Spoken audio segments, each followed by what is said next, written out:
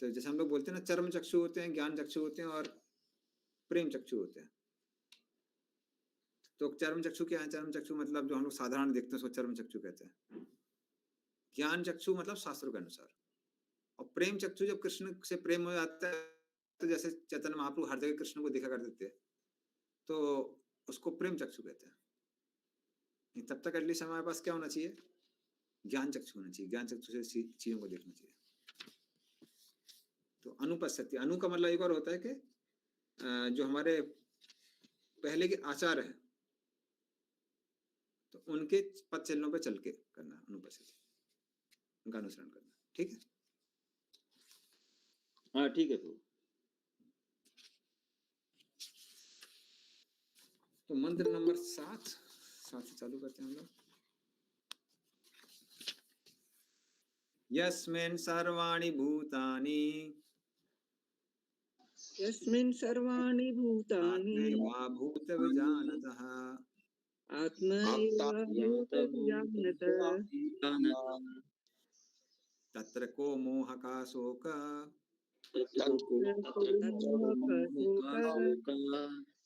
एकत्वम् अनुपस्थितः।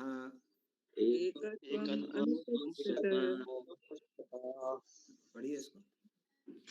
जो सदैव समस्त जीवों को आध्यात्मिक स्फुलिंग के रूप में भगवान के ही समान गुण वाला देखता है, वही वस्तुओं का असली ज्ञाता हो जाता है। तो उसके लिए मोह या चिंता कैसी? तो यहाँ एक्चुअल में ये जो 6 नंबर में भी दिया, 7 में भी दिया है, जैसे पंकज लखानी पूछ रहे थे, तो ये अनुपस्थितता जो है, ये महाभागवत कैसे देखता है उसके बारे में दिया हुआ है। तो महाभागवत की क्या दृष्टिकोण है? तो यस्मिन सर्वाणि भूतानि, जो क्या देखता है हर सिचुएशन में, क्या देखता है कि जितने भी जीव हैं आत्मेव अभूत,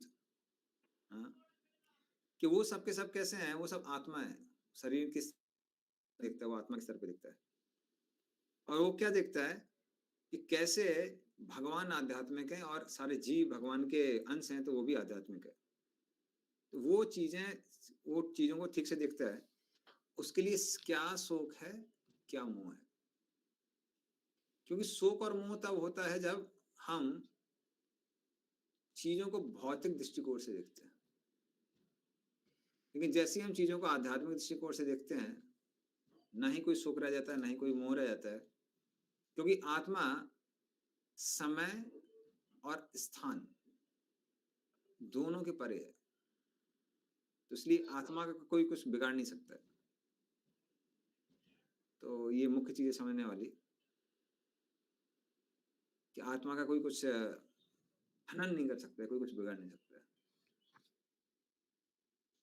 तो तात्पर्य में बहुत सारी चीजें हैं, अच्छी हैं, देख कितना हम कर पाते हैं। तो ठीक है, इसमें मैं सिर्फ वो बताता हूँ आपको, जिस्ट बताता हूँ, क्योंकि ज्यादातर चीजें हम लोगों ने वैसे कवर की हुई हैं।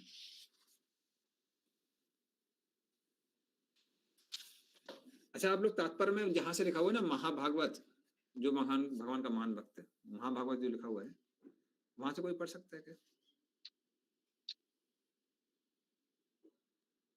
पहले पैराग्राफ में ही है। महाभागवत को इनमें एकत्व इसलिए दिखता है क्योंकि वो प्रत्येक वस्तु को परमेश्वर की शक्ति के रूप में देखता है। क्योंकि शक्ति तथा शक्तिमान में कोई अंतर नहीं होता, अतः उनमें एकत्व का भाव होता है। यद्यपि विश्लेषणात्मक दृष्टि से ताप तथा प्रकाश अग्नि से भिन्न है, तथापि ताप तथा प्रकाश के बिना अग्नि शब्द का कोई अर्थ नहीं रह जाता।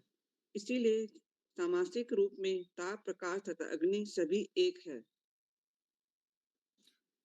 इस मंत्र में वो एक और ये वाला पैराग्राफ भी पढ़ लीजिए माता जी। सही। इस मंत्र में एकत्वम अनुपश्यंत शब्द सूचित करते हैं। मनुष्य को चाहिए कि वह प्रामाणिक शास्त्रों की दृष्टि से समस्त जीवों के एकत्व को देखे। परम पूर्ण भगवान के पृथक पृथक स्फुलिंगों में पूर्ण के लगभग 80% ज्ञात गुण पाए जाते हैं, लेकिन मात्रा में परमेश्वर के तुल्य नहीं होते। ये गुण सूक्ष्म मात्रा में उपस्थित रहते हैं, क्योंकि जीव उन परम पूर्ण का क्षुद्र अंश ही होता है। यदि हम दूसरी उपमा प्रयोग में लाए तो कह सकते हैं कि समुद्र की एक बूंद में जितनी मात्रा में नमक होता है, वो कभी भी पूरे समुद्र में उपस्थित नमक की मात्रा के तुल्य नहीं होता। लेकिन एक बूंद में उपस्थित नमक अपने रासायनिक संगठन में सारे समुद्र में उपस्थित नमक के ही समान होता है। यदि गुण तथा मात्रा दोनों की दृष्टि से दृष्टि जीव परमेश्वर के तुल्य होता, तो उसके भौतिक प्रकृति के वश में होने का प्रश्न ही न उठता। पिछले मंत्रों में बताया जा चुका है कि कोई भी जीव, यहाँ तक कि बलशाली देवता भी परम पुरुष से किसी भी प्रकार से बढ़कर नहीं हो सकते। अतएव एकत्व का अर्थ यह नहीं है कि जीव सभी प्रकार से परमेश्वर के समान है। इतना संकेत अवश्य है कि व्यापक अर्थ में दोनों का एक ही अभिष्ट प्रयोजन है। जिस प्रकार एक परिवार के सभी सदस्यों का एक ही स्वार्थ रहता है, या कि राष्ट्र में राष्ट्रीय स्वार्थ एक ही होता है, भले ही नागरिक कितने विभिन्न व्यक्ति क्यों न हो, क्योंकि सारे जीव एक ही परम परिवार के अंश है। परम पुरुष तथा इन अंशों का स्वार्थ भिन्न नहीं है। प्रत्येक जीव परम पुरुष का पुत्र है। जैसा कि भगवत गीता 7.5 में कहा गया है, ब्रह्मांड भर के सभी जीव, जिनमें पक्षी, सरीसृप, चींटियां, जलचर, वृक्ष इत्यादि सम्मिलित है, परमेश्वर की तटस्था शक्ति से उद्भूत है। अतः ये सभी परम पुरुष के परिवार से संबंधित है। इनमें स्वार्थों का टकराव नहीं है। तो इसमें एकत्वानुपस्थितता के बारे में प्रभुपाद ने बताया है कि कैसे चीजें एक हैं। एक कैसे हैं? तो पहला तो उदाहरण जो दिया है वो है कि गुणात्मक रूप से हम सब लोग एक हैं।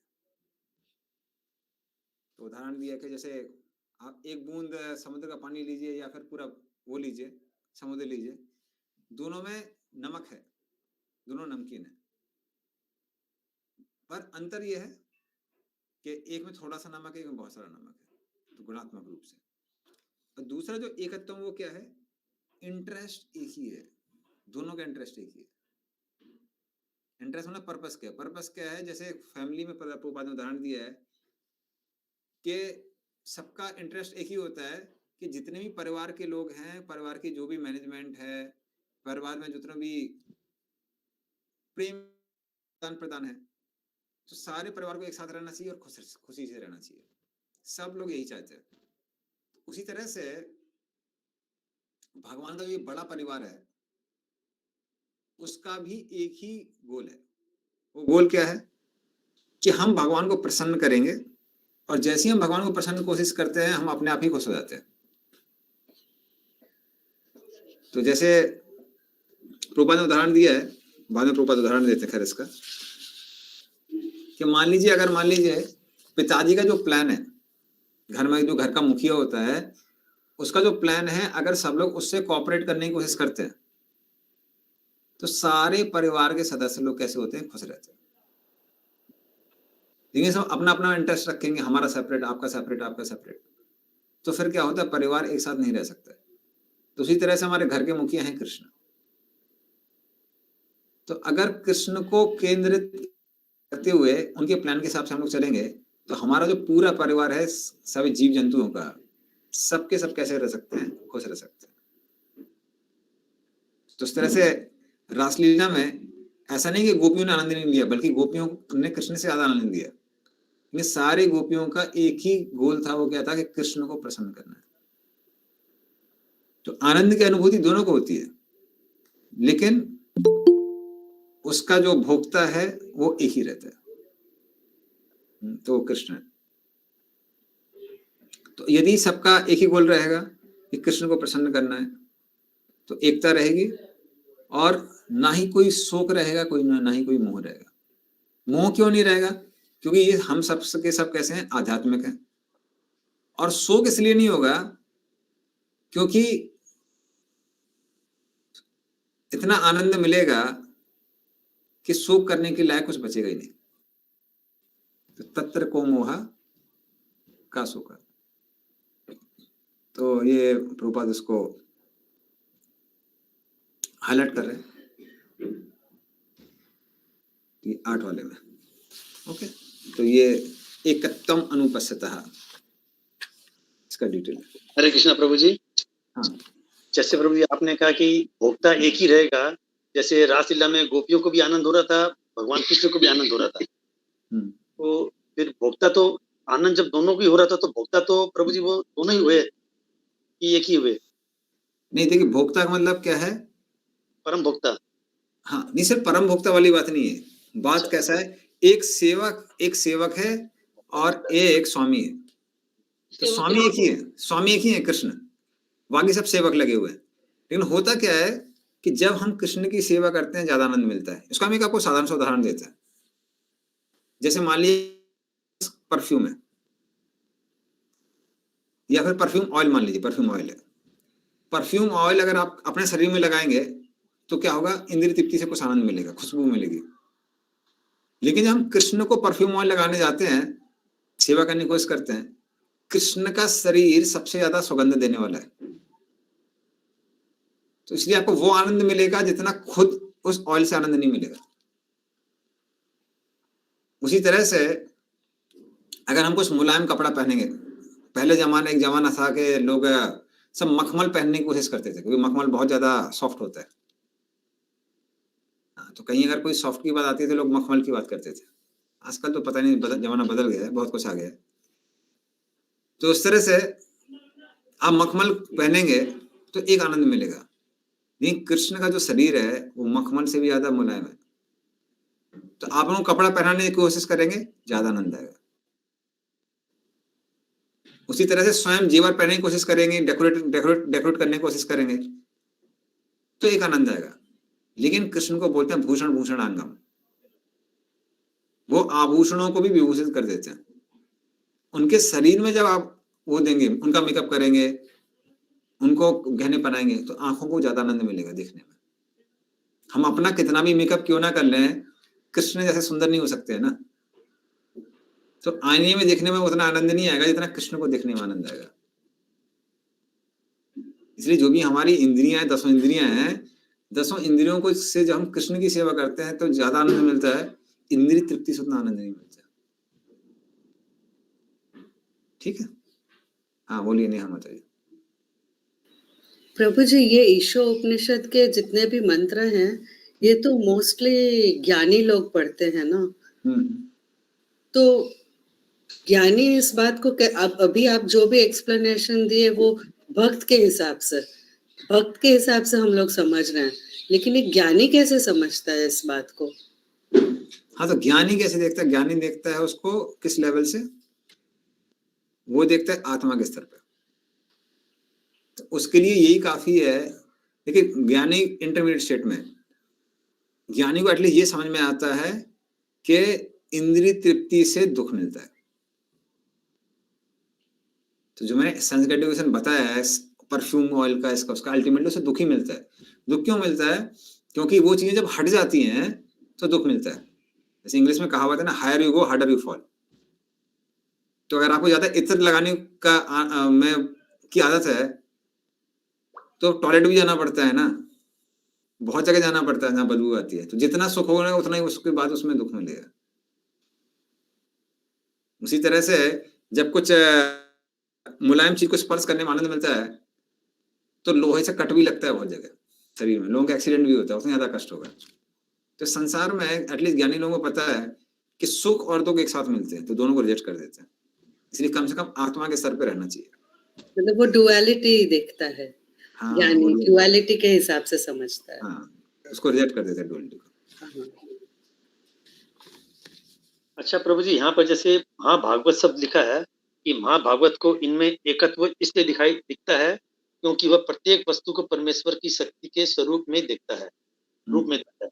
तो ये प्रभु जी, ये जो महाभागवत का जो स्तर है, ये शुद्ध भक्त वाला स्तर है कि शुद्ध भक्त से भी ऊपर है? एक्चुअली में अगर आप लिटरल इस श्लोक को लेंगे तो वो व्यक्ति है जो आत्मा के स्तर पे देख रहे हैं, अगर लिटरल हम लेंगे। लेकिन अगर हम भक्ति के तात्पर्य लेंगे तो ये शुद्ध भक्त का स्तर है।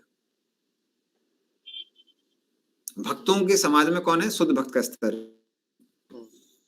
और ज्ञानियों के समाज में वो है जिसको साक्षात्कार हो गया है कि हम शरीर नहीं आत्मा है।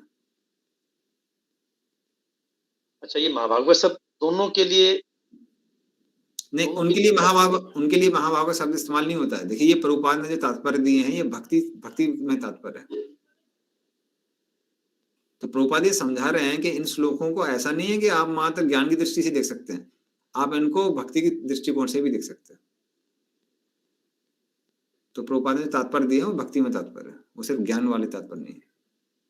लेकिन प्रभु जी जो महाभागवत सब यूज करते हैं वो सभी भक्तों के लिए तो यूज नहीं किया जाता ना।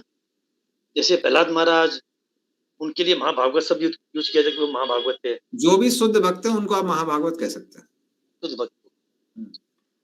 प्रभु जी भागवतम के पहले श्लोक में लिखा हुआ है महाभागवतम और भागवतम ग्रंथ, उसमें दोनों को भागवतम बोला गया। हाँ, तो ग्रंथ भागवतम और भक्त भागवतम अंतर क्यों नहीं है? क्योंकि दोनों का संबंध हमेशा भगवान के साथ ही रहता है। जैसे हस्बैंड वाइफ है, आप ऐसा नहीं बोल सकते वाइफ ये करती है, वाइफ वो करती है, वाइफ कुकिंग करती है, पर क्वेश्चन आएगा ना किसके लिए करती है, तो ऑब्वियस है बात है ना कि हस्बैंड की बात आएगी। तो उसी तरह से जहां भक्तों की बात आती है, भगवान की बात ऑटोमेटिक आती है। तो बढ़िया भागवतम पढ़ें या फिर भागवतम व्यक्ति के साथ में बात करें, भगवान तो बीच में आएंगे ही आएंगे। ठीक है, ओके। अभी हम लोग और आचार्यों की कमेंट्री लेते हैं। मध्वाचार्य वो बोलते हैं वो भगवान यस्मिन सर्वाणी भूतानि, वो भगवान वो परमात्मा जिनके शरीर में सारे जीव विराजमान है। मतलब ये किसकी बात आ रही है? महाविष्णु की बात आ रही है। तो ये हमेशा से ही जीव के अंदर रहे हैं। किसके रूप में? क्षीरोदक्षाय विष्णु के रूप में, जो कि उनका एक विस्तार है। तो जो परमात्मा को सारे जीवों के अंदर देखता है वो उनको प्राप्त करता है, और ऐसे व्यक्ति के लिए कोई मोह नहीं है। तो जो उनको प्राप्त करता है उसके लिए कोई मोह नहीं है और ना ही कोई शोक है। क्यों शोक नहीं है, कोई क्यों मोह नहीं है? क्योंकि उसने विष्णु को प्राप्ति कर लिया है। विष्णु को प्राप्त करना मतलब उनको हर क्षण देखना, उसको विष्णु की प्राप्ति कहते हैं। तो जो हमेशा जीव के अंदर सबको देखता है और जीवों के अंदर भगवान को देखता है, उसके लिए तो भगवान कभी ओझल नहीं होते हैं। तो विष्णु के साथ में ही है हमेशा। ऐसे व्यक्ति के क्या शोक क्या मोह। जैसे जो सूर्य के साथ में, उसके लिए क्या परछाई, जो हमें सूर्य को देख रहा है, सूर्य की तरफ देख रहा है, ना उसके लिए परछाई है ना ही कोई अंधकार है। तो इसलिए जो हमें विष्णु को देख रहा है उसके लिए कुछ और नहीं है। इसका शोक या मोह उसके लिए कैसे हो सकता है ना? जो देखता है कि भगवान सर्वव्यापी हैं, और जो देखता है कि सारे जीव भगवान के ही अंश हैं। जो भगवान सब जगह हैं और सारे जीव भगवान के अंश हैं, उसके लिए ना कोई शोक है ना कोई मोह है। तो जिस तरह से अगर शरीर में आत्मा नहीं है, शरीर काम नहीं करता है, उसी तरह से अगर भगवान नहीं है तो संसार में कुछ भी यहां वहां नहीं जा सकता है, हिल नहीं सकता है। ऐसा व्यक्ति देखता है कि हाँ कुछ भी हो रहा है तो भगवान के कारण हो रहा है। ऐसा व्यक्ति जो देखता है भगवान सर्वव्यापी हैं, सारे जीव भगवान के लिए अंश हैं, उस व्यक्ति के लिए शोक कैसे नहीं रह जाता है? वो जनक महाराज को उदाहरण देते हैं वेदांत का। तो महाभारत से कोट करते हैं, अनंतम वत में वित्तम यस्य में नास्ति किंचन मिथालायाम प्रदीप्तायाम न में किंचित प्रदह्यते। तो जनक महाराज कहते हैं कि मेरी संपत्ति अनंत है, पर इसमें से कुछ भी मेरा नहीं है। मेरी संपत्ति अनंत है पर इसमें मेरा कुछ नहीं है। इसीलिए अगर पूरी मिथिला भी जल जाती है, मेरा कुछ जलेगा नहीं। तो इसको बोलते हैं कि व्यक्ति कैसे समझता है कि सब कुछ भगवान का ही है। तो ऐसे व्यक्ति को कोई शोक नहीं रह जाता, सब कुछ चला भी जाता है तो शोक नहीं रहता। हरे कृष्ण बोली। तो इसमें वो जनक महाराज संपत्ति को मेरी कहते हैं, तो वो कैसे कह रहे हैं कि मेरी संपत्ति जो अनंत है, तो अपना कैसे कह रहे हैं संपत्ति? मेरी संपत्ति अनंत का मतलब क्या है? मैं ये जो रोल अदा कर रहा हूं राजा का, उसकी संपत्ति है, किंतु मैं तो राजा नहीं हूं ना।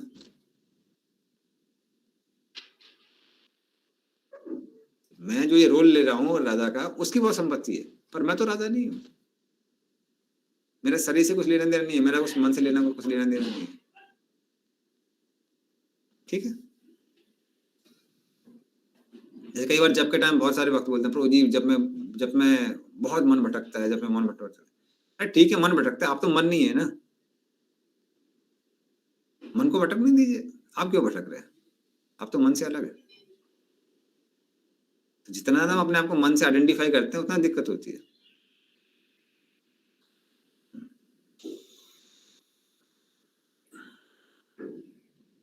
ओके, हरे कृष्णा प्रभु जी, धन्यवाद प्रणाम। हाँ। हरे कृष्णा प्रभु हाँ, जी, बोलिए। धन्यवाद प्रणाम। प्रभु जी जैसे जनक महाराज जो है 12 महाजनों में से एक हैं, क्या वो भी सब महाभागवत कहलाते हैं? हाँ, महाभागवत है ना सब, जितने भी महाजन हैं वो सब महाभागवत हैं। हाँ। आपको कोई कंफ्यूजन है क्या किसी के बारे में? ना, तो मैं वही सोच रहा था कि जैसे अभी इस स्तर पे वो बात कर रहे हैं तो वो महाभागवत की तरह ही बात कर रहे हैं। देखिए वो महाभारत की तरह बात कर रहे हैं, हम लोगों के लिए वो साधना बन सकती है। तो जिस दृष्टिकोण से वो देख रहे हैं, किसके रूप में? साक्षात्कार के रूप में, हमारे लिए वो साधना है। हमको भी वैसे देखने की कोशिश करनी चाहिए, अनुपस्यति, उनके चरण कमलों में चलते हुए उस तरह से देखना चाहिए चीजों को। ठीक है, ओके। तो और एकत्वम यहाँ पे क्या बोल रहे हैं वो? तो बोल रहे हैं कि हम सब एक हैं किस रूप में? क्योंकि हम सबके सब आत्मा हैं, भले ही हमारे विचार, दृष्टिकोण, सारी चीजें अलग हो, सबके सब भगवान के अंश हैं, ये एकता है। या फिर भगवान को प्रसन्न करने की सबकी का जो लक्ष्य है वो एक है। उसके लिए वो उदाहरण देते हैं फिर रामायण से, राम सुग्रीवयो ऐक्यम, राम और सुग्रीव एक है। किस चीज में एक है राम और सुग्रीव? आत्मा के लेवल में, भगवान और आत्मा।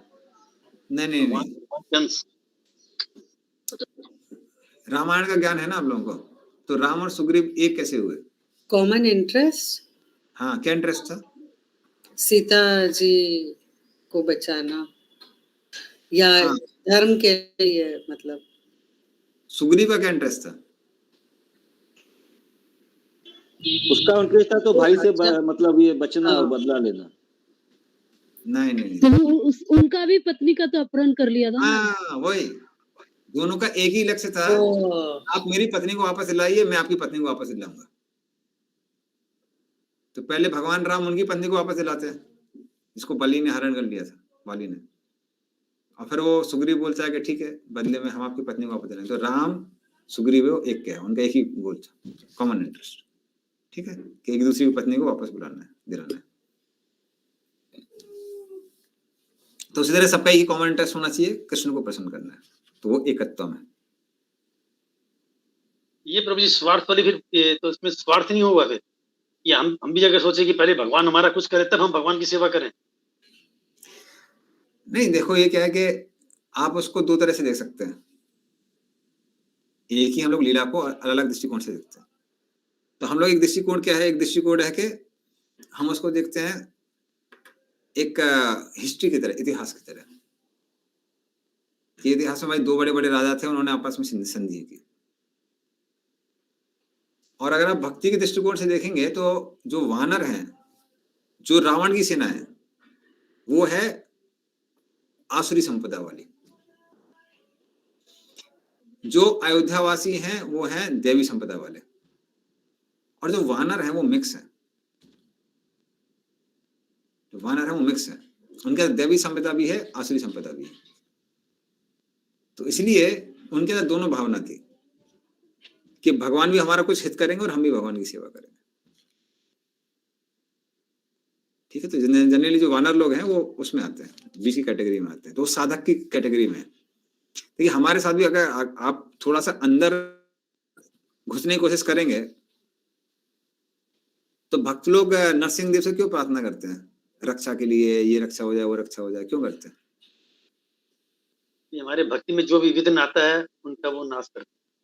अच्छा, बीमारी में जो विघ्न आता है, बीमारी का विघ्न आता है, उसके लिए भी तो प्रार्थना करते हैं ना कई बार। क्यों करते हैं? ये भक्ति हम लोग ठीक से नहीं कर पा रहे हैं। अरे मान लीजिए भगवान की इच्छा है। जब कोई प्रॉब्लम आता है तब तो भिखारी बन जाते हैं। देखो भगवान है, अगर हम मर भी जाते हैं तो अगला जीवन मिल जाएगा, अगले जीवन में भक्ति करने का मौका मिलेगा, ज्यादा सिचुएशन अच्छी होगी, क्या दिक्कत है, क्यों भय है आपको? तो कारण, और या फिर ना हम क्या सिर्फ हमेशा कृष्ण की प्रसन्नता के बारे में सोचते हैं, अपने प्रसन्नता के बारे में नहीं सोचते। तो अभी मिक्स चल रहा है, अभी वो स्तर नहीं आया है। तो इनिशियल स्तर कैसा होता है कि जब लोग अपने बारे में सोचते हैं। आप भगवान के पास क्यों जाते हैं? दिन में जीवन में बहुत गम है, तो एक इमोशनल सेंटर मिल जाता है भगवान के पास, इसलिए जाते हैं। या कुछ लोग जैसे बताया ना, आर्त अर्थार्थी जिज्ञासु ज्ञानी, अलग लोग जाते हैं। इनिशियली सिर्फ ऐसे ही रहता है। तो उसमें क्या अपना सेंटर ज्यादा होता है, भगवान का कम होता है। शुद्ध भक्त सिर्फ भगवान के बारे में सोचते हैं, जैसे गोपियां हैं कि कृष्ण को प्रसन्न करने के लिए अगर हमको करोड़ों जन्म भी नरक में रहना पड़े, हम तैयार हैं। लेकिन जो बीच के साधक होते हैं उनका म्यूचुअल चलता है, आपका भी हमारा भी थोड़ा थोड़ा। प्रसाद खाने में आनंद आता है, इसलिए हम लोग भगवान को भोग चढ़ाते हैं। हमने प्रसाद में मान लीजिए वही चीजें भगवान बोलते हैं कि तुमको वही खाना है जो आप तुमको बहुत खराब लगता है। मान लीजिए भगवान बोलते हैं कि सिर्फ एक ही जूस पीना चाहिए करेले का, खाने में कोई मिठाई नहीं खाना है, सिर्फ मिर्ची खाना है, वो भी सबसे कड़वी। तो सब ऐसे ही मिल जाएगा, या फिर एकदम साधु वाला भोजन मिल जाता है खाने को, तो हमको पता नहीं कितने लोग भक्ति करेंगे। वो तो इस्कॉन में इतना फर्स्ट क्लास प्रसाद है, सबके सब टिके हुए। या फिर बोलेंगे नहीं नहीं, अभी सब घर बार छोड़ के पेट के नीचे रहना है, भगवान को प्रसन्न करने की जरूरत है, हमको क्या चाहिए? तो बहुत लोग भाग जाएंगे, बहुत कम बचेगा। तो अभी हम लोग साधक स्टेज में म्यूचुअल चलता है, दोनों चलते हैं। अरे अभी हम कुछ दिन पहले ही वहां गए थे, यहाँ ये आपका चेतन म्यूजियम में, तो भक्ति सरस्वती का वो सुना कि उनका ब्रह्मचारी के लिए क्राइटेरिया क्या क्या था। तो पूरा कांग्रेस मेरे को देख रहा था, एक भी क्राइटेरिया फुलफिल नहीं हो रहा था। बोले ब्रह्मचारी को चप्पल नहीं पहनना चाहिए कभी। सब लोग मेरी तरफ देख रहे हैं। बोले कि और जो लोग आश्रम ज्वाइन करेंगे उनको कभी भी गाड़ी में नहीं चलना चाहिए, पैदल चलना चाहिए। फिर उसके बाद बोले कि जो भी ब्रह्मचारी आश्रम में आता है, अगर वो बीमार हो जाता है तो उसको कभी भी डॉक्टर के पास नहीं जाना चाहिए। वो सुनकर तो पूरे में डर गया। फिर बोले अथॉरिटी चाहे तो ले जा सकते हैं। मैंने कहा चलो कुछ तो रिलीफ है। तो 3-4 पॉइंट बताने के बाद में जो वहां पे महाराज लेके जा रहे थे, फिर आगे नहीं बताएंगे वरना आप लोग और डर जाएंगे। मैंने इतनी में डरा हुआ हूं। तो इसलिए प्रभुपाद ने बहुत एकोमोडेट किया है। उनको मालूम है कि इन लोगों को थोड़ा इंद्रिय तृप्ति नहीं देंगे तो ये भक्ति नहीं करेंगे। तो वो बहुत कहने बड़ा आसान लगता है कि बहुत ना सिर्फ कृष्ण के लिए कर रहे हैं, लेकिन हम लोग का अभी म्यूचुअल चलता है, उतना टोटली कृष्ण के लिए नहीं है। जैसे भक्ति में भी अभी कौन सा हम चीज करते हैं, जिस चीज में जो भक्ति के अंग में ज्यादा आनंद आता है उसको हम लोग करते हैं। तो वो जनरली वैसा रहता है। तो जैसे स्तर बढ़ता है थोड़ा सा लोग तैयार होते हैं। नए नए लोगों को बोलेंगे ना अभी भक्ति शास्त्री क्लास, तो वो हजम नहीं कर पाएंगे क्योंकि इतना फिलॉसफी चलती है। आप कीर्तन करिए, प्रसाद करिए, कोई स्पीकर लेकर आइए जो हंसी मजाक करता है, जोक सुनाता है, हंसाता है, सबके सब इकट्ठे हो जाते हैं। मैंने क्लास में भी देखा है, जब मैं वन टाइम प्रोग्राम देता हूँ तो लोग बहुत पसंद करते हैं, क्योंकि उसमें क्या चुटकुले सुनाता हूँ और यहाँ का वो स्टोरी सुनाता हूँ। फिर बोलते हैं प्रभु जी आपकी रेगुलर क्लास अटेंड करनी है। मैंने कहा रेगुलर मत करिए, आप भाग जाएंगे। रेगुलर में बहुत फिलॉसफी सुनाता हूँ। तो ज्यादातर लोगों को इंद्रिय तृप्ति चाहिए, तो थोड़ा म्यूचुअल इनिशियली म्यूचुअल चलता है। ओके प्रभु जी एक क्वेश्चन था। हाँ देखिए, कभी कभी हम भगवान को भोग चढ़ाते हैं, तो भोग चढ़ाने के बाद फिर देखते हैं कि हम उसमें नमक नहीं डाला। कभी देखते हैं कि हम नमक नहीं डाला, खाने के वक्त हम वो स्वाद लेने के टाइम समझते हैं, तो उसी टाइम भक्त को वही प्रसाद खाना चाहिए या नमक डाल के खाने में कुछ ऐसे तो भगवान को नहीं दिया, फिर ये प्रसाद नमक डाल के खाना चाहिए हम लोगों को? स्तर पे डिपेंड करता है, आपका क्या स्तर है। अगर मान लीजिए आपका स्तर है कि भगवान ने नहीं खाया तो हम भी वही खाएं। हाँ, कभी-कभी यही मन में वही आता है, कभी तो खा लेते हैं, लेकिन कभी-कभी बोलता है ये स्वाद में ठीक नहीं लगता है, तो इसीलिए नमक डाल देते हैं। तो ये ड्युअलिटी अंदर में चलते हैं। प्रभु जी कट गए शायद।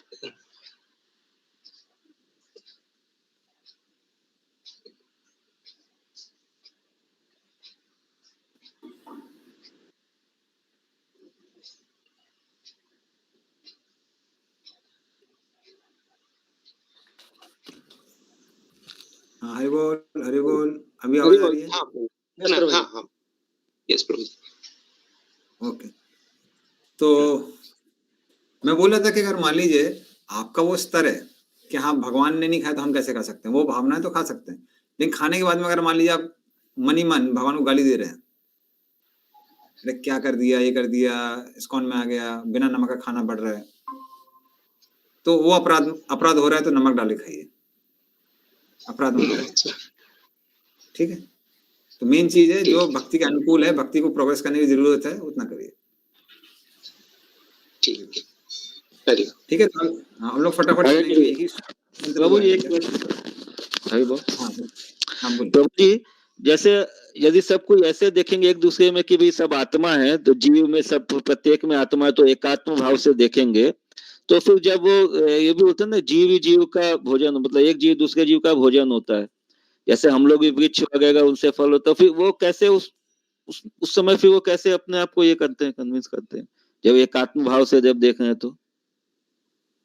नहीं, इसलिए बहुत सारे जो हाई लेवल के योगी वगैरह होते हैं वो मात्र फल मूल वगैरह खाते हैं, क्योंकि फल खाते समय आपका पेड़ मरता नहीं है ना, तो इसलिए स्तर होता है योगियों का। कई योगी लोग होते हैं वो तो सिर्फ हवा सूंघ के लिए काम चल जाते हैं, तो स्तर होता है। अच्छा, बलदेव विद्याभूषण क्या कहते हैं?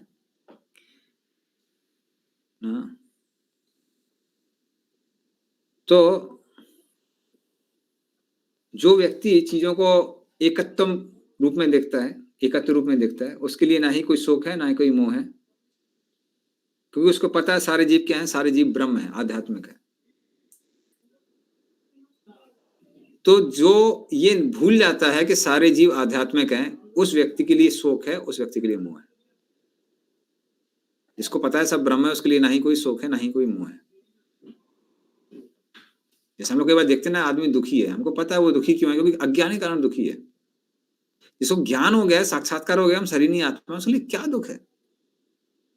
तो यदि हमारे मन में उसके प्रति करुणा भी आती है तो हम क्या करें, उसको ज्ञान देंगे। कि तुम पागल हो, क्यों फालतू में इतनी चिंता कर रहे हो। वरना षड गोस्वामी तब ज्यादा आनंद में थे जब उनके पास कुछ नहीं था और वो वृंदावन में थे। जब तक वो नवाब हुसैन शाह के अंडर में रहे तब तक दुखी थे हमेशा। तो उस तरह से ऐसा नहीं कि संसाधन नहीं है इसलिए व्यक्ति दुखी है, अज्ञान के कारण व्यक्ति दुखी रहता है। ओके, भक्तिविनोद ठाकुर। तो जब कोई भी जीव देखता है कि भगवान और जीव, सारे जीव एक ही हैं गुणात्मक रूप में, तो उसके अंदर कोई भी शोक या मोह नहीं रह जाता है, क्योंकि वो एकता को देख पा रहा है।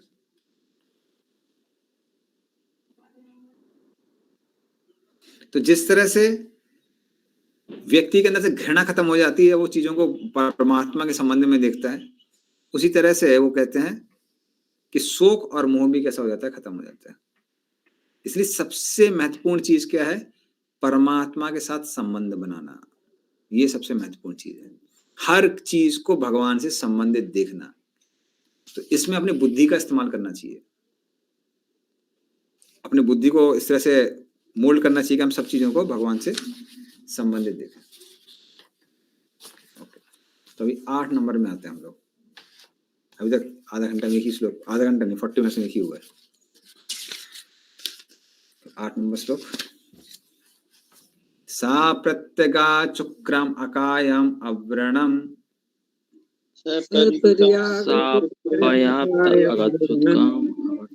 अस्नावीरम शुद्धम अपाप विद्यम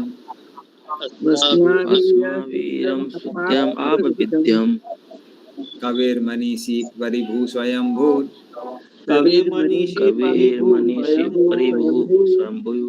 यथा तयो तो अर्थान विदिताच्छास्त्रिभ्यः समाभ्य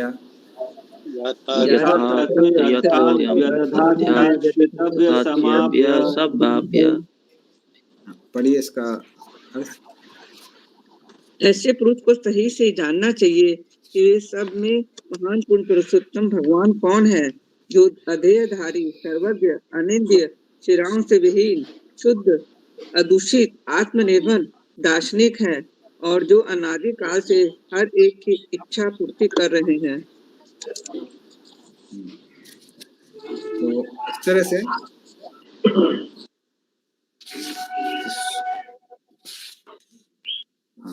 इसका आखिरी लास्ट पैराग्राफ पढ़ लीजिए माता जी, लास्ट। हरे कृष्ण।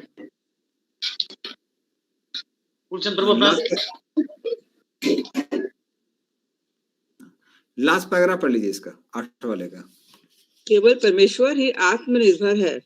5000 वर्ष पूर्व जब भगवान कृष्ण इस पृथ्वी पर प्रकट हुए तो उन्होंने अपने विभिन्न कार्यकलापों द्वारा भगवान की पूर्ण अभिव्यक्ति प्रदर्शित की। अपनी बाल्यावस्था में उन्होंने अघासुर, बकासुर तथा सकटासुर जैसे अनेक शक्तिशाली असुरों का वध किया और किसी भारी प्रयास से उनमें इतनी शक्ति आ जाने का प्रश्न ही नहीं उठता। उन्होंने भारोत्तोलन का कोई अभ्यास किए बिना ही गोवर्धन पर्वत उठा लिया। उन्होंने किसी सामाजिक बंधन तथा निंदा का विचार किए बिना गोपियों के साथ रास रचाई। यद्यपि गोपियां उनके पास काम भाव से पहुंची, तथापि गोपियां तथा श्री कृष्ण के संबंध की पूजा चैतन्य महाप्रभु तक ने की, जो कठोर सन्यासी थे तथा अनुशासन के नियमों के कट्टर पालक थे। श्री ईशोपनिषद में भी इस बात की पुष्टि करने के लिए कि भगवान सदैव शुद्ध और अदूषित है, उन्हें शुद्धम अर्थात शुद्ध तथा अपाप विद्यम अर्थात पापों से मुक्त करने वाले कहकर वर्णित किया गया है। वे इस दृष्टि से शुद्ध है, यदि कोई अशुद्ध वस्तु भी उनका स्पर्श कर ले तो शुद्ध हो जाती है। अपाप विद्यम शब्द उनके संसर्ग से शक्ति को बताने वाला है। जैसा कि भगवत गीता 9.30-31 में कहा गया है, भक्त प्रारंभ में सुदुराचार अतः उत्तम आचार से रहित प्रतीत हो सकता है, लेकिन उसे शुद्ध मानना होगा क्योंकि वह सही मार्ग पर है। यह भगवान की संगति की अपाप विधम प्रकृति के कारण है। भगवान अपाप विधम इसलिए भी है क्योंकि पाप उन्हें छू भी नहीं सकता। यदि वे इस तरह के कार्य भी करे जो पाप पूर्ण प्रतीत होता है तो भी ऐसे कर्म शुभ होते हैं, क्योंकि पाप द्वारा उनके प्रभावित होने का प्रश्न ही नहीं उठता। क्योंकि वे सभी परिस्थितियों में शुद्धम अर्थात सर्वाधिक शुद्ध है, अतः उनकी तुलना बहुधा सूर्य से की जाती है। सूर्य पृथ्वी से अनेक अस्पृश्य स्थानों से आर्द्रता निकाल लेता है, फिर भी वह शुद्ध बना रहता है। निसंदेह वह अपनी कीटाणुनाशक शक्ति से दुर्गंध वाली वस्तुओं को शुद्ध करता है। यदि सूर्य जो कि भौतिक वस्तु है इतना शक्तिमान हो सकता है, तो हम सर्वशक्तिमान भगवान की शुद्ध करने की शक्ति की कल्पना भी नहीं कर सकते। तो इस तरह से हम लोग देखते हैं कैसे भगवान शुद्ध है, अपापवित्र है। मतलब कोई उनको दूषित नहीं कर सकता, बल्कि वो सबको कैसे कर सकते हैं, शुद्ध कर सकते हैं। ये क्षमता उनके अंदर है। जैसे उदाहरण दिया कि मान लीजिए सूर्य है, सूर्य की रोशनी अगर मलमूत्र में पड़ती है तो फिर सूर्य दूषित नहीं होता है, बल्कि मलमूत्र कैसा हो जाता है, शुद्ध हो जाता है। इसलिए कई बार कुछ लोगों को अपना पाप पे बड़ा अभिमान होता है। आप भगवद गीता देने जाइए, बोलते नहीं नहीं स्वामी जी आज नहीं छुएंगे, आज हमने कुछ खा के आए। तो वो वैसा हो जाता है जैसे मान लीजिए कोई बोलता है कि हम इतना मलमूत्र करेंगे कि सूर्य भी उसको शुद्ध नहीं कर पाएगा। आप कितनी भी दवाई खा के कितना भी मलमूत्र क्यों ना त्याग कर दें, सूर्य सबको शुद्ध कर सकता है। तो उसी तरह से भक्ति जो मार्ग है वो किसी को भी शुद्ध कर सकता है। तो शुद्धम अपाप विद्धम। ओके, अभी हम लोग क्या करेंगे, अभी हम लोग और आचार्यों की कमेंट्री लेते हैं। तो मध्वाचार्य ने बहुत सुंदर कमेंट्री दी है इस पे। तो वो कई शब्दों को उठाते हैं और शब्दों का ये करके विस्तार पूर्वक उसका मीनिंग बताते हैं।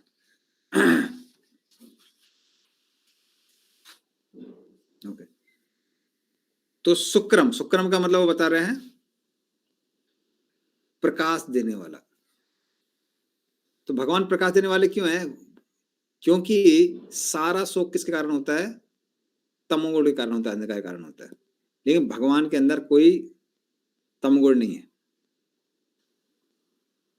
इसलिए हम लोग के अंदर तमोगुण है तो हम लोग शोक करते रहते हैं। ये चला गया, वो चला गया। अरे जो आपके साथ आपका था ही नहीं, वो जाएगा कैसे?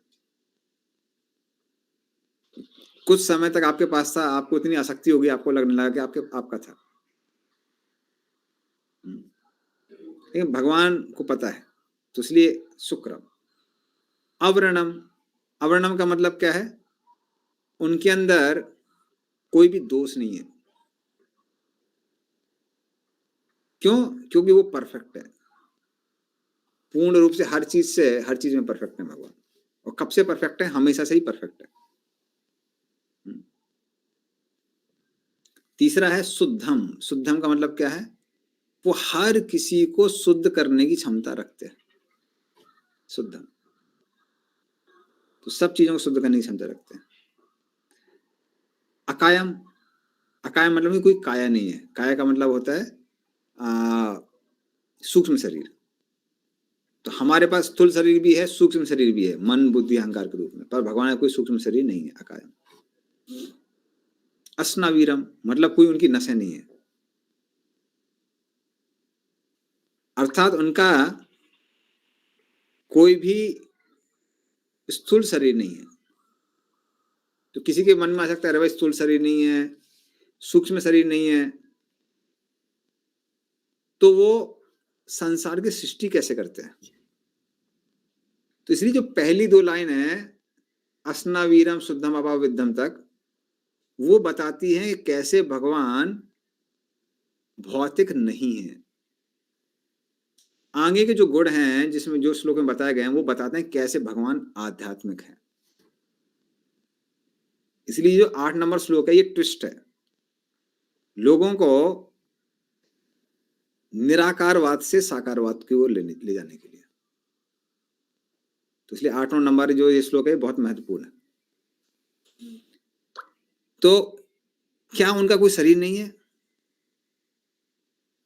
हाँ, उनका शरीर है, पर क्योंकि वो सृष्टि करते तो शरीर होना चाहिए ना, पर वो शरीर कैसा है? आध्यात्मिक है।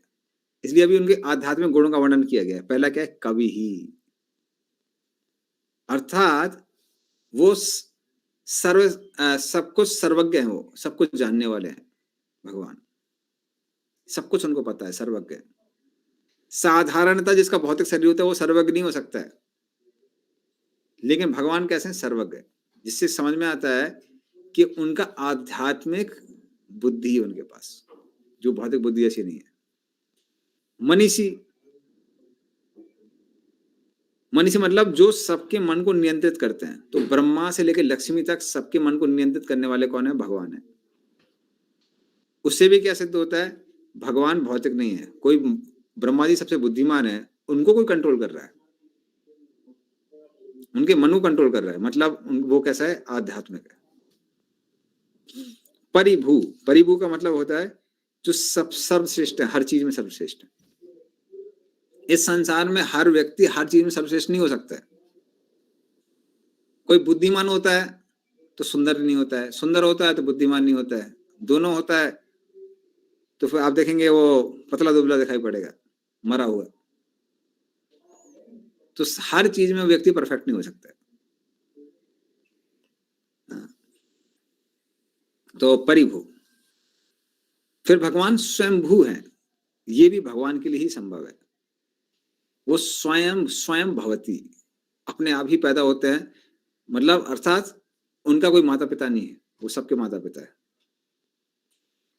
और उसका एक और मतलब ये है कि वो किसी के का आश्रय नहीं लेते हैं, पूरी दुनिया उनका आश्रय लेती है।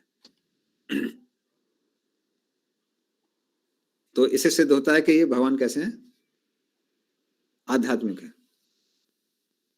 बल्कि वो समय का रचयिता है, उनके शरीर के सारे अंग सच्चित आनंद के बने हुए। तो इस तरह से वो जो भगवान है सृष्टि करता, और ये उनका आध्यात्मिक शरीर की ओर क्या करता है, इंगित करता है। तो इस तरह से उनके बारे में बताया हुआ है। वेदांत देश का भी हम लोग देख लेते हैं, वो क्या कहते हैं कि जो भगवान को जानने वाले हैं, जिनकी का दिव्य दृष्टिकोण है, जो बुद्धिमान है ना, जो जिनका ज्ञान वागी सबसे आगे है, जो इस संसार से कैसे हैं, आसक्त नहीं है, निरासक्त है, तो वो उस भगवान को, परम परमेश्वर को प्राप्त करते हैं, जो कि स्वयं अपने आप को प्रस्तुत करने वाले हैं, या जो स्वयं अपने आप को अपना साक्षात्कार देने वाले हैं, जिनका शरीर भौतिक नहीं है, जिनके शरीर में भौतिक त्रुटियां नहीं है, जिनके शरीर में कोई नसें नहीं है, जिनके चरित्र में कोई भी दाग नहीं है, जिनको पाप पुण्य कर्म अविद्या स्पर्श नहीं कर सकती है, ऐसे भगवान को। तो इस तरह से संसार के सारे विषय भोगों को समझते हुए ऐसा जो भक्त है वो क्या देखता है, वो देखता है ऐसे भगवान को प्राप्त करना मेरे जीवन का लक्ष्य है। क्या क्या चीजें मुझे भगवान की प्राप्ति में मदद करेंगी, क्या क्या चीजें भगवान की प्राप्ति से रोकेंगी। तो इस दृष्टिकोण से ही वो पूरे संसार को देखता है। तो ये वेदांत देश करने बताया। तो उनका है फिर बलदेव विद्याभूषण, वो क्या बोलते हैं, वो जो ज्ञान वाला पुरुष है, कौन पुरुष, महाभागवत, वो उस भगवान को प्राप्त करता है जिनकी चेतना शुद्ध है और जो ज्ञान से पूर्ण है, जिनका कोई भौतिक शरीर नहीं है, जिनकी कोई नसें नहीं है, जो पूर्ण रूप से शुद्ध है, पाप से पूर्ण रूप से मुक्त हैं। वो भगवान जो सर्वज्ञ है, बुद्धिमान है, सबके नियंत्रण करता है, स्वतंत्र है, और जिन्होंने सत्य का प्रकाश किया है हमेशा के लिए। तो ये उनके बारे में बताते हैं। अब भक्तिविनोद ठाकुर का लेते हैं आखिरी, कि जो परमात्मा है वो सर्वव्यापी है, शुद्ध है, जिनका उनका कोई शरीर नहीं है, उनमें के शरीर में उनको कोई चोट नहीं लगती है। अभी आप बोलेंगे जब भीष्म पितामह तीर मार रहे थे तब तो कृष्ण को चोट लग रही थी, खून भी निकल रहा था। तो भगवान लीला के लिए कुछ भी कर सकते हैं, लेकिन साधारणतः उनको कोई चोट नहीं लगती, उनमें कोई नसें नहीं है, जिनका शरीर माया का नहीं बना है, माया के परे है, जो सब जगह देखने वाले हैं, सबको हमेशा देखते रहते हैं, सर्वसाक्षी इसको बोलते हैं। भगवान सर्वसाक्षी है, सर्वज्ञ है, स्वयं अपने आप को अपना साक्षात्कार देने वाले हैं, और सबके नियंत्रण करता है। और वो क्या करते हैं, जो भी आध्यात्मिक विषय वस्तुएं हैं उनको अपनी अपनी जगह सही स्थान पे रखते हैं। इसका मतलब क्या है, वो सारे के सारे जो कार्य करते हैं वो आध्यात्मिक शक्ति से करते हैं, भौतिक शक्ति से नहीं करते हैं। हम लोग भौतिक चीजों का सहारा लेते हैं, भौतिक हाथ का, पैर का, मन का, बुद्धि का, अहंकार का। भगवान मात्र आध्यात्मिक शक्तियों का ही सहारा लेते हैं। ओके, चलेगा। तो ये हो गया एक श्लोक और लेंगे अभी हम लोग, 9 नंबर श्लोक। 9 देखते हैं, 9 10 कितना, 9 ही हो पाएगा शायद लगता है। तो 8 तक ये क्या है कि हमारा एक सेक्शन हो गया एक्चुअली। तो 8 तक एक सेक्शन है और फिर 9 से थोड़ा अलग सेक्शन आ जाता है, तो वो भी आज हम लोग लेते हैं 9 से। अंधम तमा प्रविशन्ति ये अविद्यामुपासते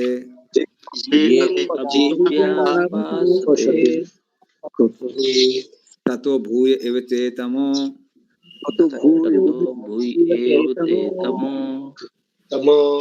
या ओ विद्यायामृतः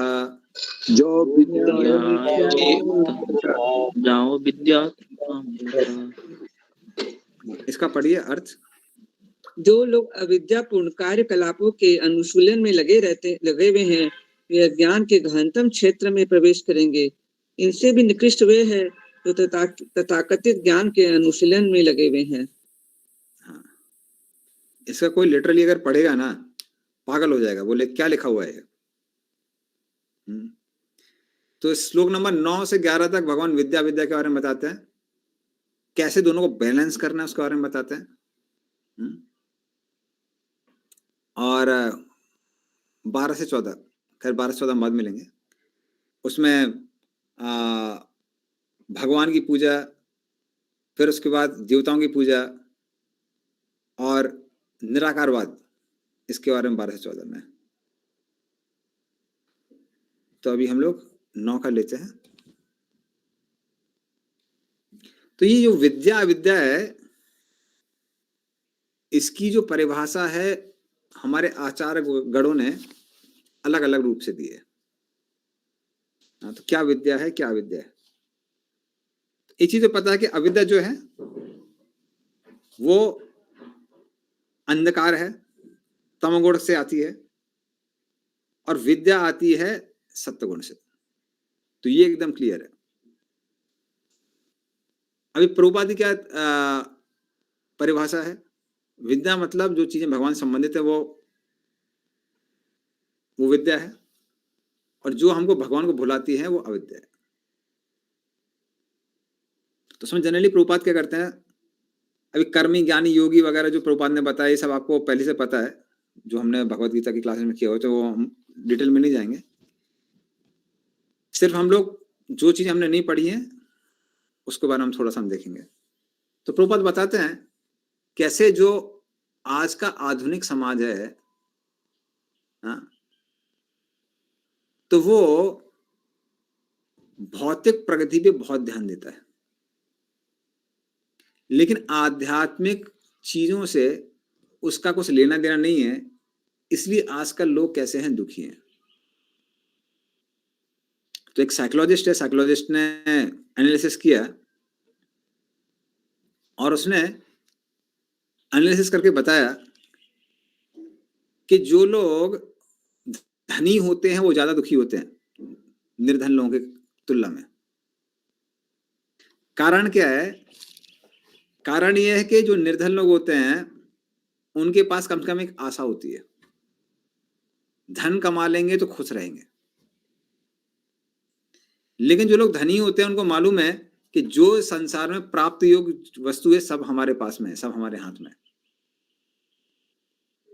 पर उससे क्या होता है, उससे व्यक्ति को संतुष्टि नहीं मिलती है, तो उसको समझ में नहीं आता अब आगे करें क्या। क्योंकि सत्य यह है कि कोई व्यक्ति निर्धन है या धनी है, क्योंकि हम लोग जीव हैं, हम जब तक कृष्ण के संपर्क में नहीं आएंगे हम खुश नहीं रह सकते। लेकिन अभी जो भौतिकवादी जो समाज है आज का, वो क्या करता है, वो मात्र इंद्रिय भोग अच्छे से कैसे कर सकते हैं उस पर पूरा ध्यान रहता है, आध्यात्मिक दृष्टिकोण पे ध्यान रहती नहीं है लोगों का। जैसा भक्ति सरस्वती के उसमें जाएंगे उल्टा डंगा में, तो वहां अभी आप देखेंगे वहां पे गैस पॉइंट है। आज से 100 साल पहले अंग्रेज लोगों ने गैस लाइन्स बिछाई हुई थी, जो आज तक आपको भारत में बहुत जगह नहीं मिलेगा, बहुत सारे शहरों में नहीं मिलेगा। वो अंग्रेजों ने 100 साल पहले कर दिया। तो फिर लोग बोलते हैं अरे नहीं भारत पिछड़ा है, बैकवर्ड है। तो ऐसा नहीं है कि भारत में लोगों ने बुद्धि का इस्तेमाल नहीं किया, ऋषिगणों को पता था कि इनसे खुश नहीं होने वाले हैं।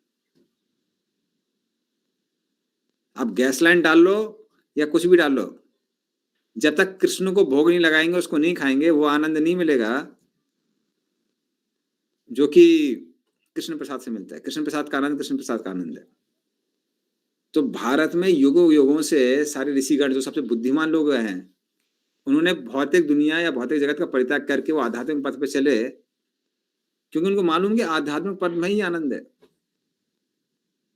लेकिन आजकल क्या है, क्योंकि पश्चिमी सभ्यता बहुत, उसका प्रभाव सब जगह बढ़ गया है, तो आध्यात्मिक दृष्टिकोण को पूरा नकार दिया गया है, जिसकी वजह से लोग कैसे हैं, बहुत दुखी। तो वही प्रभुपाद यहाँ बता रहे हैं। और फिर प्रभुपाद बताते हैं कैसे अविद्या का मतलब क्या है। ये भूल जाना कि कृष्ण सबके स्वामी हैं, सारी प्रॉपर्टी भगवान की है, वही प्रोपराइटर है हर चीज के।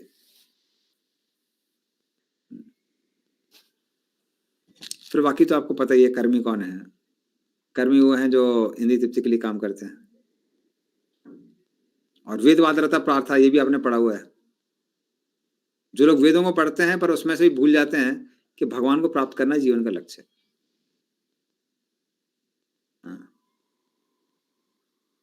और फिर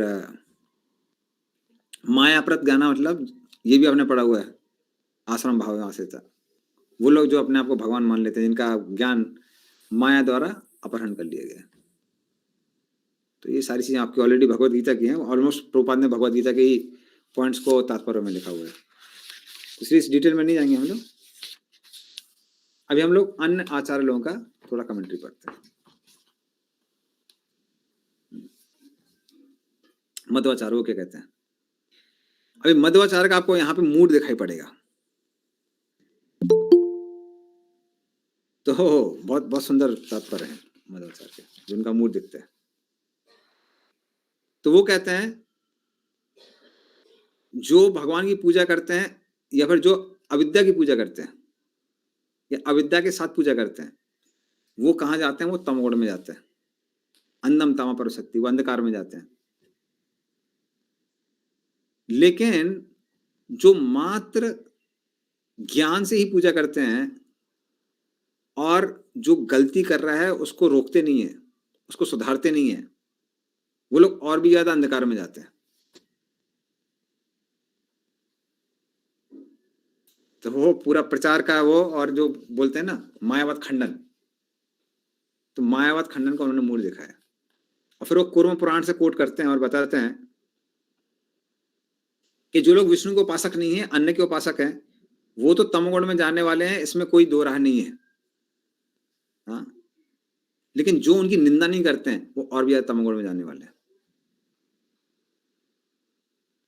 हाँ, ये कुरुम पुराण से कोट कर रहे हैं वो। तो वो बोलते हैं कि जो नारायण को जानते हैं सही रूप में, कि नारायण भगवान हैं, दिव्य हैं, सच्चिदानंद हैं, पूर्ण रूप से त्रुटियों से मुक्त हैं, और साथ में उन लोगों की निंदा करते हैं जो नारायण को माया समझते हैं, मायावादी होते हैं, नारायण को भौतिक समझते हैं। तो जो उनकी निंदा भी करते हैं और साथ में सही कंसेप्ट के साथ भगवान की पूजा करते हैं, वो सही भक्त है, वो सच्चे में अपने आप को भक्त बोल सकते हैं। क्या होता है, जब आप अज्ञान को की निंदा करते हैं तो अज्ञान जो कि दुख देने वाला है और तमोगुण का द्योतक है, उसको व्यक्ति क्या कर सकता है, पार कर सकता है। ऐसे व्यक्ति जीवन में कोई भी दुख नहीं रह जाता है, कोई भी अंधकार नहीं रह जाता है। और जो भक्त, जब भक्त साथ में क्या करता है कि पूर्ण रूप से सत्य जानता है कि भगवान क्या है, सच्चित आनंद है, तो उसको भी क्या मिलता है, चित और आनंद मिलता है। उसको भी ज्ञान मिलता है, उसको भी आनंद मिलता है। तो इस तरह से वो बोलते हैं, जोर दे रहे हैं इस चीज पे कि सिर्फ अपनी भक्ति अच्छे से नहीं करना है, मायावाद खंडन भी करना है, प्रचार भी अच्छे से करना है। तो ये मध्वाचार्य का मूड है इस श्लोक में। तो जो मध्वाचार्य का अपीयरेंस है, तो मैंने ये श्लोक लिया था हमारे यहाँ गौशाला में, तो ये इसमें आपको मूड उनका वो दिखता है। मूड देखते हैं मध्वाचार्य। तो आज भी मध्वाचार्य संप्रदाय, मध्वा संप्रदाय में आप जाएंगे तो वो लोग क्या करते हैं, 10 मील दूर तक उडुपी मठ से सब जगह जोर से शोर करते हैं कि कोई भी बोलता है कि भगवान और जीव एक है तो हमारे साथ में डिबेट करने के लिए तैयार रहिए। और कोई भी अगर चैलेंज करता है, अगर आप उसको पराजित नहीं कर पाते हैं तो आपको सन्यास नहीं मिलेगा। तो आज भी हर सन्यासी वो ट्रेडिशन है, वो फॉलो करते हैं उसको। तो सन्यासी जब जाके ऐसे शोर करता है सब जगह जाकर, ठीक है। तो ये मध्वाचार्य का वो है। तो ये मायावाद जो खंडन का जो मूड है, ये महाप्रभु ने मध्वाचार्य से लिया। प्रभु जी, वैसे भक्त लोग तो सॉफ्ट हार्टेड होते हैं, तो कभी कभी कोई मायावादी मिल भी जाता है तो हम लोग समझते हैं कि वो गलत कह रहा है या अंडरस्टैंडिंग सही नहीं है, लेकिन हम लोग हार्श तो नहीं हो पाते हैं।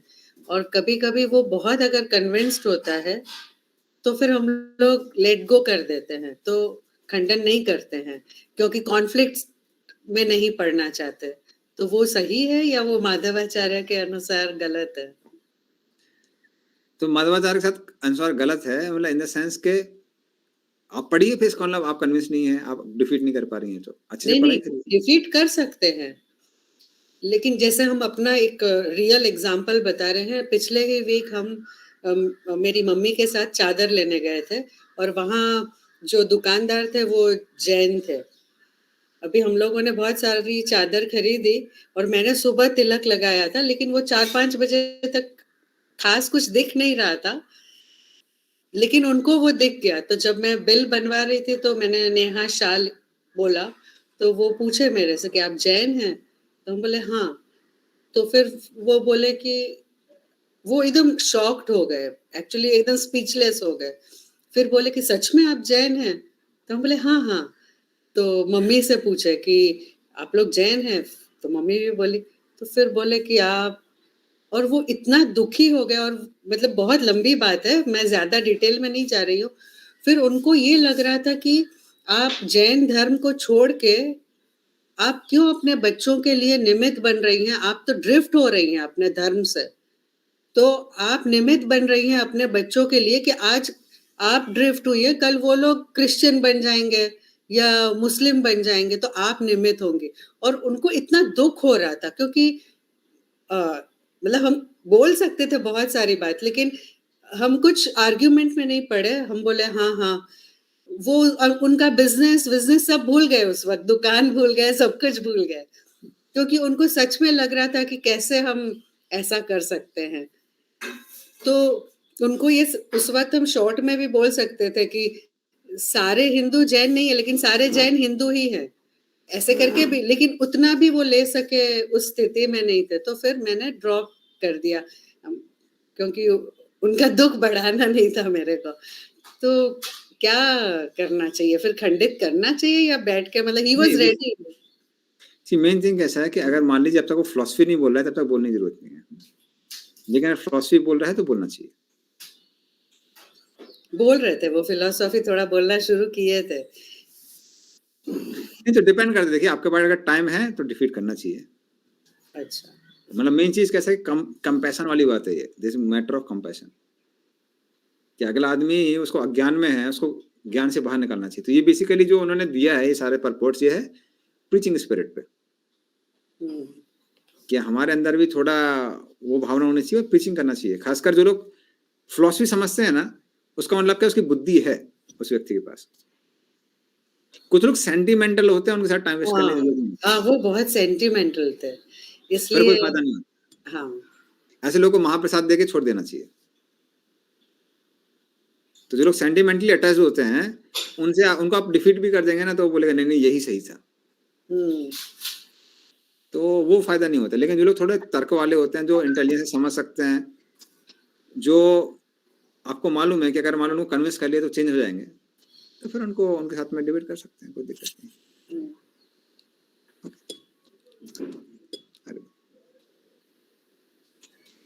ठीक है, अभी फटाफट और आचार की कमेटी ले लेते हैं। वेदांत देश का ये कहते हैं तो इनके अनुसार, वेदांत देश के अनुसार ज्ञान और या फिर जिसको हम बोलेंगे विद्या अविद्या की क्या परिभाषा है? तो अविद्या मतलब भौतिक चीजों के साथ में आदान प्रदान करना, मतलब वर्णाश्रम धर्म।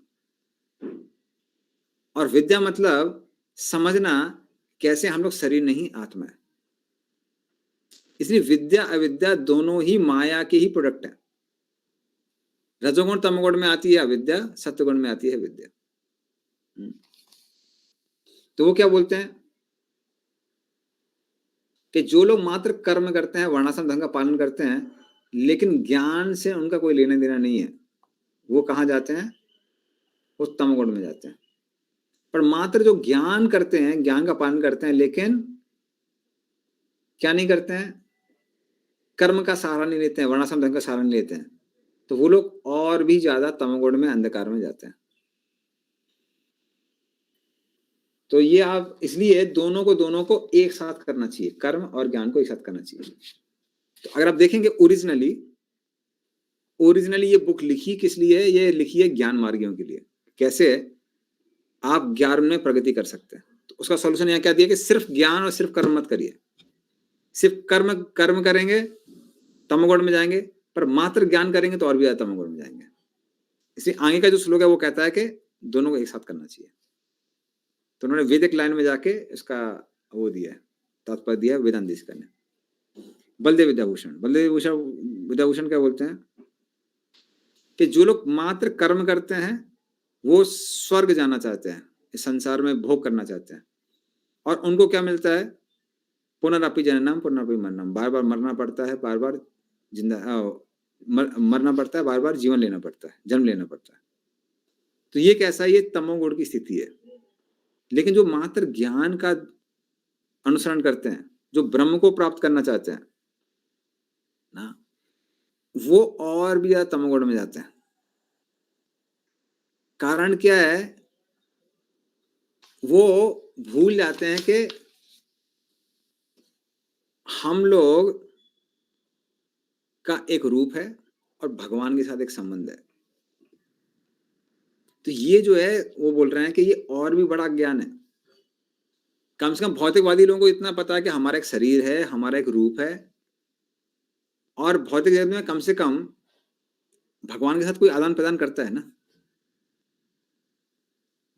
इसलिए जो क्या नाम है इनका, प्रबोधानंद सरस्वती, वो कहते हैं कैवल्यम नरकायते। कैवल्य अर्थात जो ब्रह्म ज्योति में प्रवेश करना है, भगवान की किरणों में लीन करना है, वो नरक जैसा है। कारण क्या है कि कम से कम इस भौतिक जगत में भगवान की विग्रह है, विग्रह की सेवा कर सकते हैं, भगवान की सेवा कर सकते हैं, भोग चढ़ा सकते हैं, माला सेवा कर सकते हैं भगवान के लिए, ग्रंथों का अध्ययन कर सकते हैं। लेकिन कैवल्य में, ब्रह्म ज्योति में, वहां कोई एक्टिविटी नहीं है, भगवान है ही नहीं। गोप कुमार भी अलग अलग जगह जाता है, लेकिन सबसे ज्यादा दुख उसको मिलता है वो ब्रह्म ज्योति रहता है। बोले यहाँ तो कुछ भी नहीं है, भगवान ही नहीं है। इसलिए भक्त लोग बोलते हैं कि वो ज्यादा अंधकार देने वाला है। अभी भक्ति विनोद ठाकुर वो बोलते हैं कि जो तमोगुण की स्थिति में है, भौतिक जीवन में फंसा हुआ है, भौतिक जंजाल में फंसा हुआ है, वो लोग तो अंधकार की ओर जाते हैं। लेकिन मात्र जो ज्ञान में लगा हुआ है, जो कि निराकारवाद के उपासक है, ये लोग और भी ज्यादा तमोगुण में जाते हैं। तो इसको और भी थोड़ा डिटेल में बताते हैं भक्ति विनोद ठाकुर। वो कहते हैं कि जैसे हमने बताया, विद्या अविद्या तीनों के तीनों माया के ही, दोनों के दोनों माया के ही क्या है? प्रोडक्ट है। अविद्या आती है रजोगुण तमोगुण में, विद्या आती है सत्वगुण में। अविद्या के द्वारा भगवान क्या करते हैं? भौतिक चीजों का निर्माण करते हैं। और जो लोग अविद्या से जुड़े हुए हैं, उनका जो आध्यात्मिक दृष्टिकोण है, आध्यात्मिक स्वभाव है, वो भौतिक चीजों के कारण कैसा हो जाता है? ढक जाता है। इसलिए आपने बहुत लोगों को देखा होगा, वो सोच ही नहीं सकते हैं कि नास्तिति वादिना, मतलब इसके अलावा कुछ और जीवन में है। बोले कि भाई साहब खा लिया, पी लिया, कमा लिया, बस बहुत। उसके आगे नहीं सोच सकते वो लोग, बुद्धि उसके परे नहीं आती, तो ये अविद्या के कारण होता है। लेकिन विद्या क्या करती है? विद्या भौतिक जीवन को नष्ट कर देती है ना। तो जो लोग विद्या के उपासक हैं तो उनका क्या होता है? भौतिक जीवन समाप्त हो जाता है। लेकिन अगर वो भक्ति शक्ति का आश्रय नहीं ले रहे हैं, भगवान का संबंध बनाने की कोशिश नहीं कर रहे हैं, तो वो उनके साथ क्या होता है? आत्मा की जो एक्टिविटी करने वाला जो काम है, आत्मा का दो मेन फंक्शन होते हैं, एक है चेतना कॉन्शियसनेस, और दूसरा क्या है? आत्मा एक्टिव है, क्रिया करती है आत्मा। तो क्रिया को क्या कर देते हैं? क्रिया को ही खत्म कर देते हैं। तो जो अविद्या के उपासक हैं वो क्या करते हैं? वो आध्यात्मिक चेतना को मार देते हैं। लेकिन जो विद्या के उपासक हैं वो क्या करते हैं? वो क्रियात्मक जो गुण है आत्मा का, उसको समाप्त कर देते हैं। भक्ति है जो दोनों चीजों को एक साथ रखते हैं, आध्यात्मिक चेतना को भी रखते हैं और क्रिया को भी रखते हैं एक साथ, इसलिए भक्ति बेस्ट है। तो वो बोलते हैं कि विद्या वाले क्या करते हैं? ये और भी ज्यादा भयंकर है कि आपने क्रियात्मक दृष्टिकोण को ही खत्म कर दिया जीव के। तो जब वो सोचता है कि नहीं संसार के जो भी चीजें हैं, वैरायटी है, सब बेकार है, सब खराब है, तो वो क्या करता है? गुणहीन जो ब्रह्म है उसकी ओर आकर्षित होता है। लेकिन अगर वो परमात्मा के साथ संबंध नहीं बनाता है तो ऐसे जो ज्ञानी हैं वो ब्रह्म को भी प्राप्त नहीं कर सकते हैं। तो ब्रह्म को प्राप्त करने की कोशिश भले ही करते हैं पर ब्रह्म को प्राप्त नहीं कर पाते हैं, इसलिए वो और भी तमगुण में जाते हैं। तो जो लक्ष्य है उसको भी प्राप्त नहीं कर पाते। तो उसमें क्या नाम है, श्रीमद् भागवतम में जो ब्रह्मा जी हैं वो उदाहरण क्या देते हैं? नान्यता आता स्थूल कुशाव घाती नाम। तो बोलते हैं कि जैसे कोई उसको लेता है, खली को नहीं, उसको क्या बोलते हैं? उसको जब वो निकल जाता है ना, खली बोलते हैं ना, जो गेहूं निकल जाता है, क्या बचता है एंड में? हस्क को क्या बोलते हैं हिंदी में? भूसी पड़ेगी। हाँ, भूसी। तो कोई भूसी को कितना भी मारे उसमें से अभी कुछ गेहूं निकलने वाला नहीं है। तो उसी तरीके से ऐसे लोग कितना भी प्रयास करते रहे पर उनको एक ही फायदा मिलने वाला है, वो क्या है? एक्सरसाइज होने वाली है मारने का। एक्सरसाइज अच्छी होगी लेकिन कुछ निकलने वाला नहीं है। तो ऐसे लोगों को ब्रह्म की प्राप्ति भी नहीं होती है, इसलिए वो लोग और भी गहरे तमगुण में जाते हैं। ठीक है, चलिए तो हम लोग यहाँ एंड करते हैं। ऑलरेडी थोड़ा ओवर टाइम हो गया, लेकिन 3 श्लोक हो गए हमारे। ओके, हम लोग प्रभु जी को धन्यवाद देते हुए एक बार हरे कृष्ण महामंत्र का जप करते हैं। हरे कृष्ण हरे कृष्ण कृष्ण कृष्ण हरे हरे, हरे राम हरे राम राम राम